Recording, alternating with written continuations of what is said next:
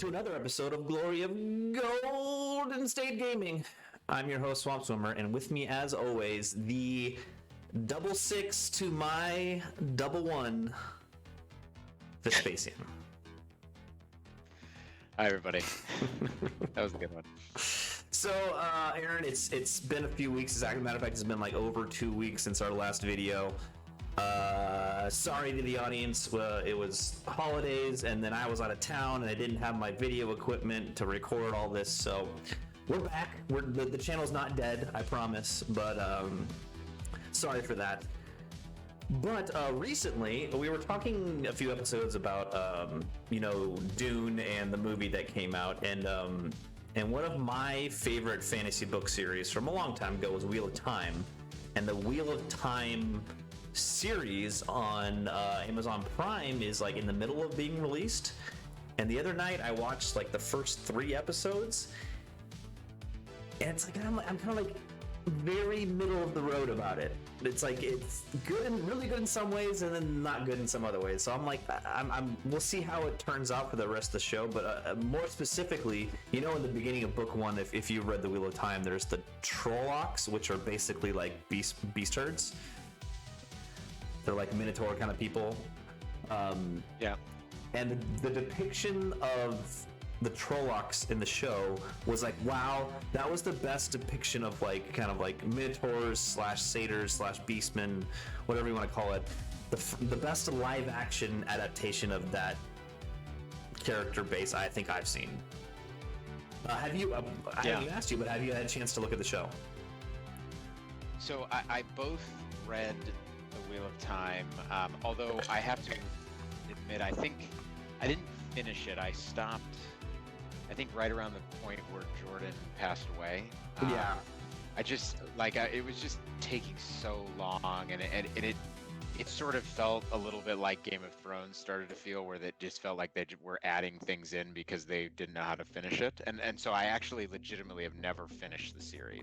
I think I'm in the same boat as you. I haven't, love, yeah.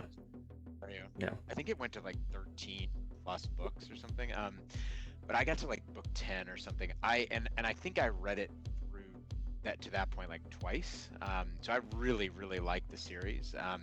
And then I've gotten to episode 4. I haven't watched the most recent episode, so no spoilers. But I like it. I think it's good. I think you need to give it a little. You gotta give it a little time. There's some pros and cons.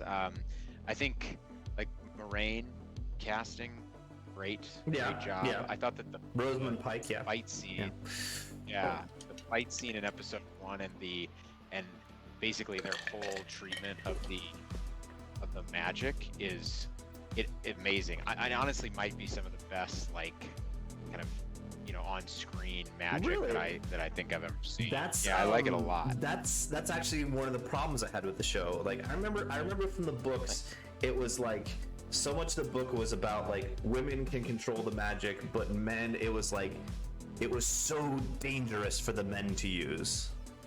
Like it couldn't just like end the world. Yeah. That's what I remember from it, and I didn't get that impression from the show. I guess I haven't gotten that far. I think I'm only in episode 3 where Rand hasn't really used magic yet.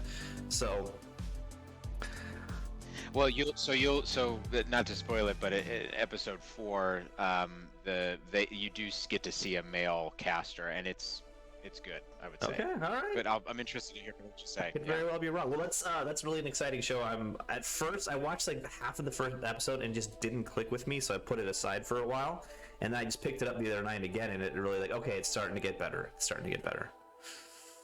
Yeah, I think 4 is probably one of the probably the best of the 4, I would say. So I hopefully you get more into it. All right, I'll report back. I'll let you know. Yeah. Okay, well, let's get back. We have a big gap. I think we went through games 1 through 5 of mine and 1 through 4 of yours for Infernal Zoo 2021, and we're finally getting your last game in here. This is game 5 for you of Infernal Zoo. This is right. And you get. This is wrong. Nope. Hold on. Did I do the wrong thing here? All right, folks. Sorry about that. No. No. Okay. Well, ignore you. No. So yeah, so it's the wrong label on the front. Okay, so ignore the right names. battle, Ignore the it looks like. names below. Ignore the names below. It's you on Highborn Elves against Ashley, who's a great painter from the East Bay area or Sacramento area, playing Warrior of the Dark Gods with Hold the Ground and Dawn Assault. If you are interested in Aaron's list, please go back to the round 1 video. We'll go over that there. But this is Ashley's list. Let me go ahead and go through it, and let me know what you think of your army compared to it. Yeah. So she's got a sorcerer general adept on a wasteland dragon, which instantaneously I like. Oh yeah. This is a dragon off. Paired weapons. Oh yeah, for sure. Paired weapons, hero's heart. So relatively fighty. Weirdstone, which I think is they ignore the first hit, like the old Lucky Charm, and then or the old Lucky Shield, and then Veilgate Orb, which is the one. Does that grant Veilwalker or let you like hold on to more channels? It's the more channels, the more you can hold on more void tokens. Yeah, and then another sorcerer adept with Veilwalker, this time on the Battle Shrine. So Evo and occultism between the two, and this one is tanky, but also has magical heirloom. So that combined with the icon of the infinite below on the Feldrax, actually makes for a pretty robust phase, despite having two kind of fighty characters. And then interesting core 5 times 20 barbarians with paired weapons and standards. Spoiler alert, I think after this battle, Ashley wishes that they'd had champions in them instead. Then 5 Feldrax with halberds. So kind of went the middle ground with the Feldrax, not the paired weapons, not the great weapons. And then this one was a scary one for my list. It was just 10 warrior knights with great weapons. Yeah, Wrath. I remember this. I wanted to see how these knights performed. That seems like a great unit. Yeah, and that's a no-go for the ancient dragon, right? Because even if I kill like 4 or 5 of them, they can still hit him pretty hard. So that was tough. And then finish it up with 2 Forsaken ones. Yeah, I think pretty beefy with the dragon and the 2 Forsaken ones and the big Feldrak unit, and then the barbarians. This is hold the center, so I thought that could be actually a pretty competitive core build for that, because she can just kind of dogpile the center with lots of scoring. So yeah, I thought it was an interesting matchup made kind of slightly worse by the objective. Yeah. Let's see here. Oh, we got really small pictures. Oh, are all the pictures like this one? Oh, they are. Okay. Well, whatever. We'll make it work. This looks like deployment. This is marked as just deployment. Yeah. So this is my. So I dropped her first, and I think maybe like she placed that first barb unit in the middle up there, and then I dropped her first. Okay. Having chosen the side. Yeah. So. Kind of, I'll give you my thinking, and it might be easier to just do the left to right when we've got both armies. But I chose this side because I didn't want to give her that hill, basically. But I also didn't necessarily want it because of you can kind of see the positioning of the line of the hill would have made it so that I really couldn't have. I would have been. My deployment meant that I would have been kind of behind the hill rather than actually on it. So I would have needed to kind of move up, which would have given her all sorts of counter charges and stuff. So I decided to take this side to prevent her from having that great hill, and then also not take the hill. So that was it. And this is Dawn Assault, so she's denied. She's denied over here too, right? Correct. Yeah, which I liked because all 3 of those things over there are impassable. So with her monsters, she could use those to kind of creep forward into my lines pretty easily. So I was happy to have that. And then the only bummer of this setup for me is that you can kind of see that stairway to the infinite, I think was what it was called. Mm-hmm. That thing that my sky sloop is behind. In my sky, it's an impassable that like bifurcates my deployment zone, which is it's not very big, but it was kind of irritating to futz around with. So anyways, so that was my thinking, and then we can move over to when she deploys. Yeah, sorry, I don't know why that happened. Yeah. So this is after my Vanguard, so you can see the Reavers slightly. And just to clarify, you dropped everything to go first because you just wanted that extra round of shooting. Correct. Yeah. Okay. Go ahead.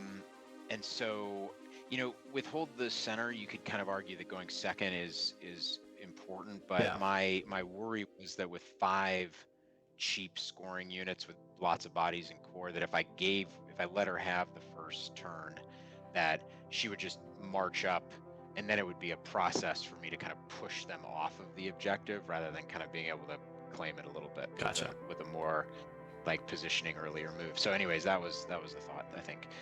So then she deploys, and you can see, I'll do mine. So on the bottom, I've got my spears, my reavers, the Queen's Guard, and then the Sky Sloop on the other side of the Impassable, remembering I didn't know where she was going to be. The Sea Guard with both characters in it, kind of dead center to contest the objective. The Lion Guard similarly, so they can zone and move up to contest. The 2 Reapers behind, because they had pretty good fields of fire in the center there, and then the Dragon I put over there because I just wasn't sure.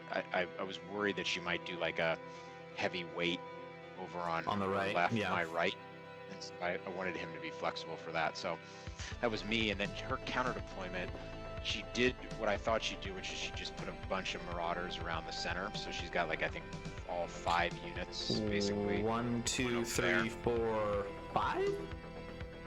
I think. No, that's the Knights. Oh, so 5 is here in front of the dragon. In front of the dragon. Yeah. Correct. Yeah. So that's the dragon back there. She's got the 2 Forsaken ones next to each other in front of it, and then Marauder unit, central forward Marauder unit, Battle Shrine behind it, and then Marauder unit, and they're all identical with paired weapons and standard, and then the horse, the Knights, and then the Feldrox anchoring the point there. So. Yeah. And with Wasteland Torch, so did she turn one of the terrain into a ruins? Yeah, I think it was that one in the middle there. Yeah, that one. Okay. Correct. I think that might have been a fortress to begin with. Okay. Yep. So then we can go on into my first turn. Spell wise, she and I both took the blasty spells. I took Fate's Judgment and Unerring Strike for the Forsaken ones and the Dragon. She took Grave's Call, a Pentagram of Pain. Obviously, she got 2 times the Hereditary, and then I think she probably took Hand on the Occultism Mage for the Ward, I think, and then I'm just not remembering the Evo spell. But anyways, not super important. So I moved up. You can see now kind of a little bit of the advantage of being able to go first, as I was able to get the Lions up and the Sea Guard up to start working on the objective later turns. Yeah. I sort of, because there's nothing over on the left, I've moved forward, and I'm thinking that this actually might be at the end of my turn rather than after movement, because in the magic phase and shooting phase, I take off one of the Forsaken. Yeah, so say like there's a missing Forsaken one. Yeah, so that was just, Fate's Judgment and Unerring Strike combined with the amount of shooting that I have is hard to keep those things alive. So managed to get one off in the first turn, which was good. And the Dragon and the Lions are just there. Those are my best bets against those Knights. Gotcha. And Drax, yeah. So. Okay, so let's see here. This is marked as bottom 1 movement. Oh. Yeah. This is the same picture. No, she moved. Oh, bottom 1. She moved because her dragon moved over. The Impassable over Gotcha. Yeah. So she moved forward relatively cautiously. The Forsaken one got a pretty low roll, so that constrained her movement a little bit over there. And then you can see that she sort of just adjusted on the right. I think mainly zoning to prevent my dragon from getting out of arcs or getting out into her flank or something, which frankly I was fine that she didn't do the full court press over there, honestly. And then do you want to throw your dragon into those Feldrakes is my question. I don't think it's no, they'll beat you, right? Not solo. but you know, they'll do a pretty good number on him, so no. But I was more thinking about kind of the combined charge with the Lions, right? Yeah. So I was just trying to constrain the space that they could move forward, right? Because if they move too far forward and threaten more, then I could hit them with both. Was my thinking. Okay. Yeah. And so then I want to say, and we'll see in the next picture, but I want to say that in shooting a magic, I take the other Forsaken one off, and I think I have a little bit of extra shooting, maybe a bolt thrower left that manages to plink a couple wounds off of the Feldrax as well. Okay. Because I do, I think if I can get that back rank off, because the dragon goes first on the charge, then I would take that charge. Yeah. Right? Yeah. I think you would. Yeah. Yeah. So, anyway, so that was this turn, which is just pretty effective. I'm in scoring range with the Lions, right? So that she's got to make a counter move. Yeah. Right. So this is okay. So actually, top of I two. didn't take that Forsaken. Yeah. Yeah, I didn't manage to take that Forsaken one off in the. This is top of two. Yeah. Okay. So I moved in this turn. I think I take him off. So I move the dragon over. And basically, to your point, right? I'm trying to open up firing lines with the Seaguard Reapers into the Feldrax. So moving the dragon out of there while using the Lions to zone and score. Mm-hmm. And then I bring the Seaguard up so that they can also score and shoot. Yeah, gotcha. Yeah. Start bringing the sloop, continually moving the sloop over because I want some more support on the right-hand side. And I've just pulled the Reavers back because I don't really have much to do with them. And so that's it. And then it's in this turn that I take that second Forsaken one off and do his on the Feldrax, I think. Yep, it's no longer there. Yeah. And this is marked as top of 3. Yeah, so I missed her move. And essentially you can kind of see what she did. So she brings the dragon. You can kind of see his head peeking out over on the left. Yeah, over here. Right? Yeah. She brings the dragon further around, still being really cagey with it, which I was fine with. And the Feldrax with the dragon out of the picture and the Lions moved up do push forward, right? So I charge with the dragon into one of the Marauder units and reposition the Lions to kind of accept those counter charges over there. But importantly, they are out of the arc of the Feldrax, which I think was just kind of poor positioning by her. And because of the positioning of the Lions, she can't actually get into the dragon. And the Seaguard it looks a little bit weird, but the Seaguard are too far away for a charge. So I was happy with that. And then, or maybe they failed to charge. Whatever it was, the Feldrax moved up in a place that I was able to think okay with. Yeah. And then the dragon has actually failed to charge. My mistake. Failed to charge onto the spear. Yeah, the spear. Yeah. Yeah. So that was good. You can see she did a little bit of work on the Queen's Guard over on the left. I think took a few models off, like a pentagram or something. And so what I'm doing now is I'm winning the scoring game in the middle because I've got 2 units, and I'm using the dragon to basically, crush each of these Marauder units. One or two, one every couple of turns, essentially. Yeah. And this is where the champions would have been huge, right? Because it would have just slowed you down. It would just would have slowed you down. Yeah. So this is 3, and then I think unfortunately that the next one is top of 4. I think I missed her 3 as well. Yep, this is top of 4. Yeah. Okay. So what happened in her 3 again? The dragon failed another charge. So just keeping it from being relevant. And then the dragon continued his kind of march through the Marauders.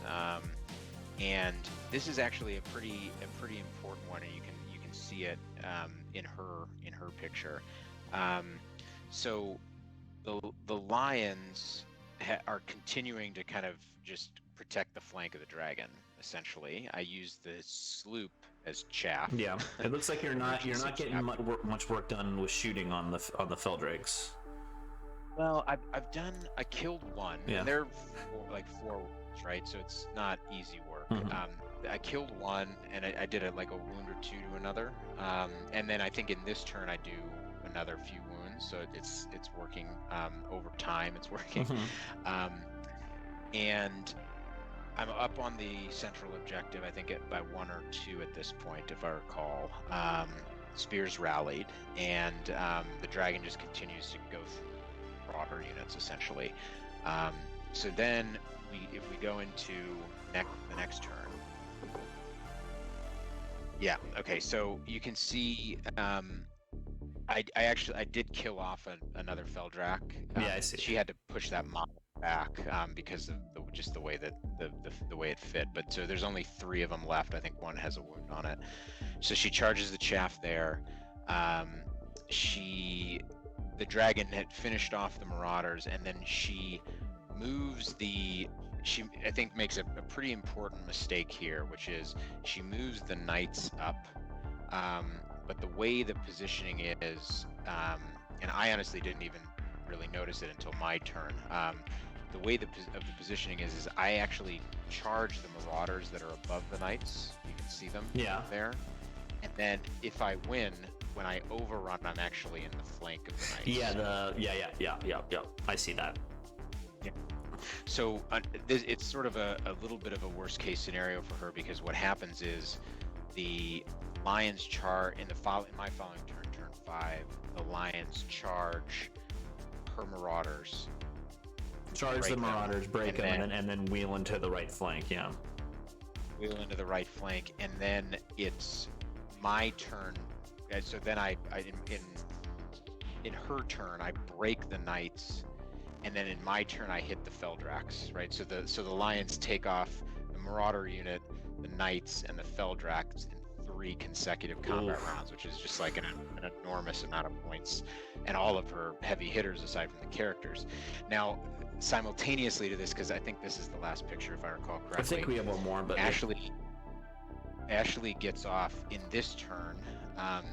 She does 6 wounds to the dragon with a boosted Graves, which was just like out of the box rolling, and so he was sitting there with like 1 or 2 wounds left. And obviously that's not a great place to be if you're an ancient dragon, because she's got lots of range damage to push into him for the rest of the game. So it limited my ability to kind of push this all the way to finishing off her dragon and her other character, because at that point I actually wasn't confident that the ancient could take the dragon or the battle shrine. Just because on the off chance it doesn't kill it, then it's that's 1,200 points, right? So it limited me a little bit in that basically I had to focus on healing and buffing him for the rest of the game to keep him alive, and fortunately I managed to get him back up to 3 wounds remaining at the end of the game, so that you saved the half points, which was nice. Yeah, which was nice. Let's see here. So ultimately, I think that was so ultimately I lost the there you go. So there's you versus Brandon.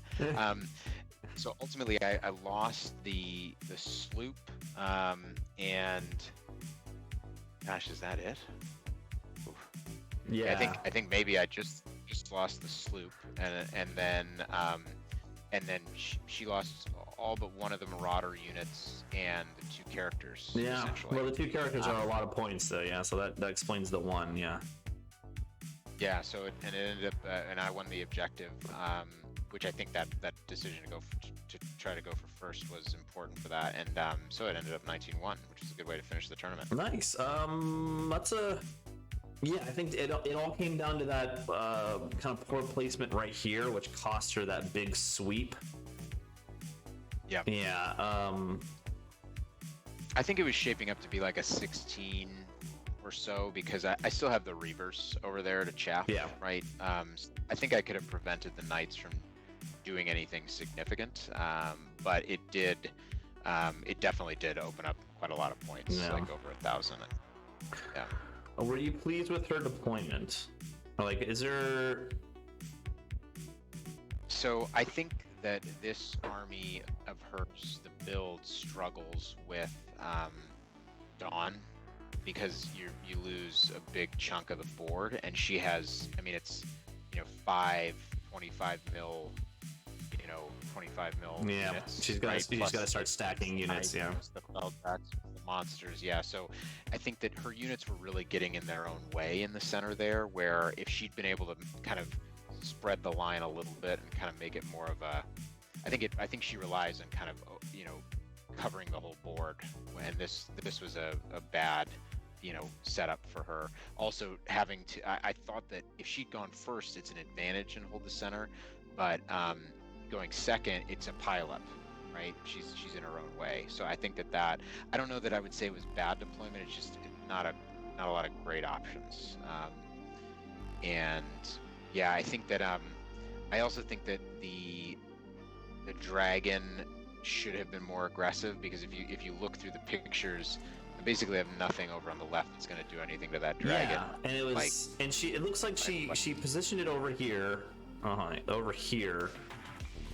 And she goes for even if your spears are right here before, it's a long charge even to them, and then you're fleeing through the impassable. So there's no way she's going to make it to you. I think she should took another turn to jump somewhere over here and then start charging.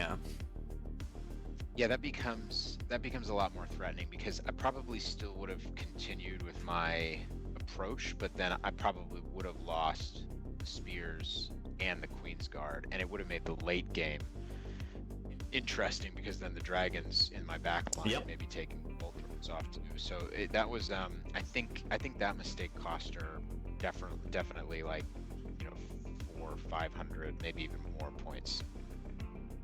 Yeah, I agree.